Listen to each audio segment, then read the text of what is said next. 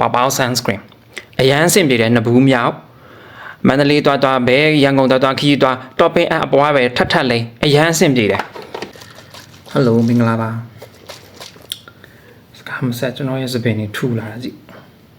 3လအတွင်းမှာဆွဲမြဲသုံးနေရ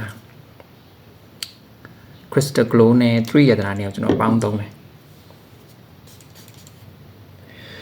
ကျွန်တော်ဒီနေ့ဘာပြောချင်တာလဲဆိုတော့ဗျာ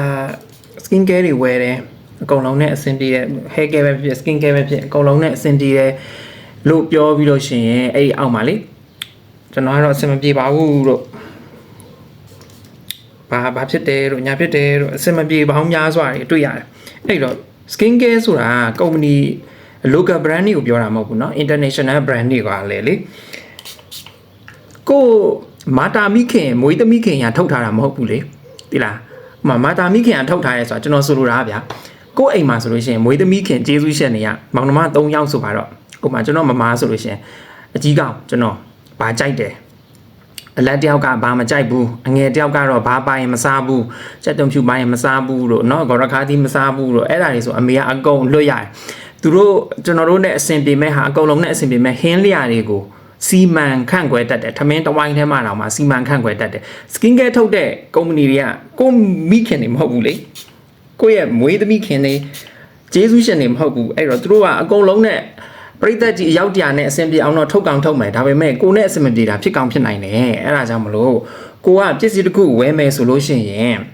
review တွေဖတ်ကျွန်တော်တို့ဆိုရင် review တွေဖတ်တယ် international ကပြောတဲ့ review တွေကိုနားထောင်တယ်ကြည့်တယ်ဖတ်တယ် ingredients ထဲမှာဘာပါတယ်လဲကျွန်တော် skin type နဲ့တဲ့သလားအဲ့ဒါလေးတွေကိုကြည့်တယ်အဲ့ဒါမှတောင်မှအဆင်ပြေချင်မှပြေမှာကျွန်တော်ပြမယ်နော်ဒါကျွန်တော်ဝယ်ထားတဲ့ဟာတွေသုံးနေတဲ့ဟာတွေအကုန်လုံးကျွန်တော်နဲ့အဆင်ပြေတာ 100% အဆင်ပြေတယ်ဆိုတာမရှိဘူးဥပမာဒါနိုင်စနမဒါမှ factory ကတော်တော်များများနဲ့အဆင်ပြေတယ်ကျွန်တော်နဲ့လုံးဝအဆင်မပြေဘူးဝက်ချန်ပိုထွက်တယ်လို့ခံစားရတယ်မသုံးဖြစ်တော့ဘူးတစ်ခုမှာပေါပေါ sunscreen အရန်အဆင်ပြေတယ်နှစ်ဘူးမြောက်